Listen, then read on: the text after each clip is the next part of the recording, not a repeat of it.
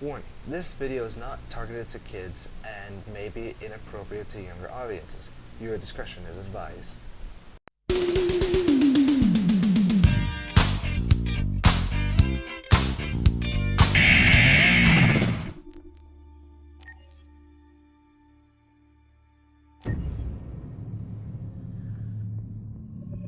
Detroit Become Human was produced over a period of 4 years. Here in Paris, we have a team of about 180 people. And to that, we need to add also all the outsourcing with our partners in the Philippines, in China, Vietnam, and in India.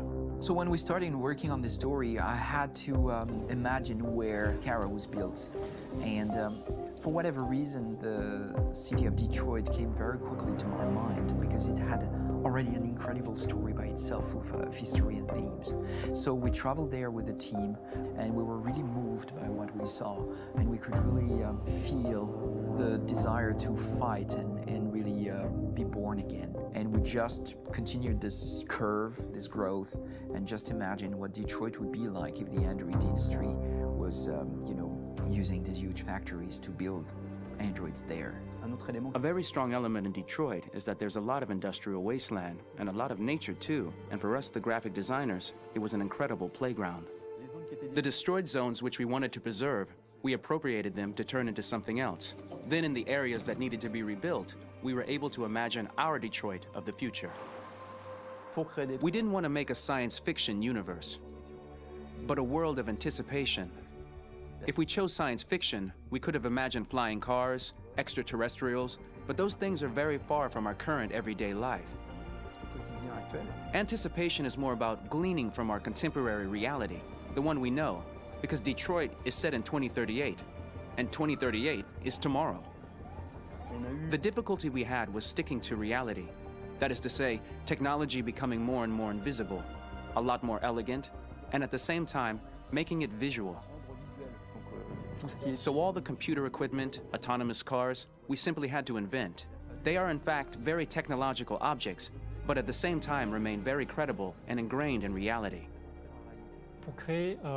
To create a cohesive universe in the fashion and clothing of the human characters in 2038, I didn't want to put an accent on strange shapes, or really vibrant colors, and things we wouldn't know. That I wanted to keep for the androids. The goal was to create something familiar which we can identify with in this future setting. Working on the artistic direction for the androids was a bit special because this is a project about the place they could occupy in the human world. It was out of the question for them to be too beautiful or too perfect. They had to correspond to every social class, rich and poor. Inspired by everyday utilitarian clothes, I brought a modern touch by adding dynamic display surfaces, the armband we can see on the side, the triangle on the front and back, an LED. Like that, there's no confusion. Wait.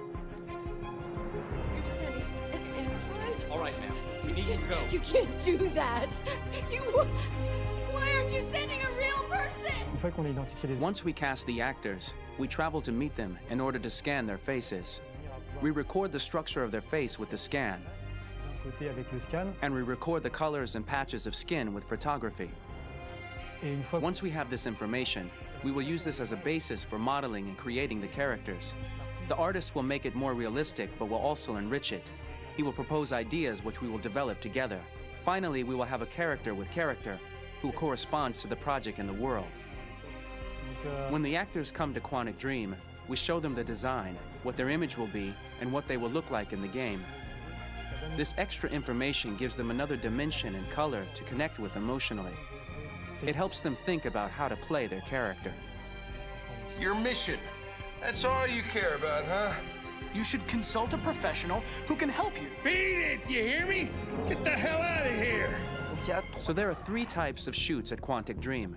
Shooting and performance capture, where you capture the whole actor, his voice, his face, and his body.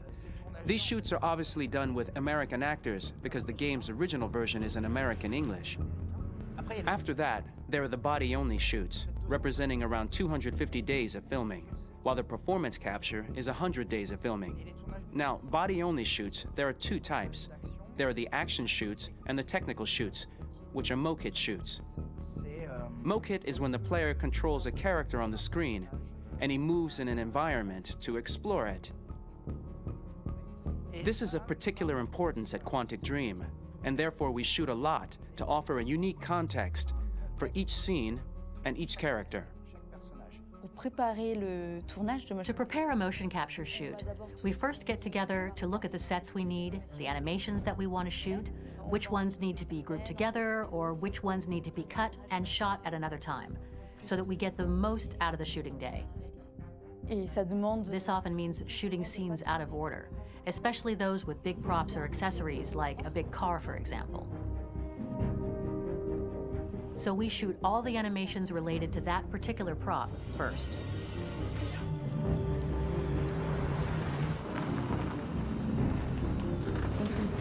The biggest challenge for the mocap team was shooting a Spider-Man mokit.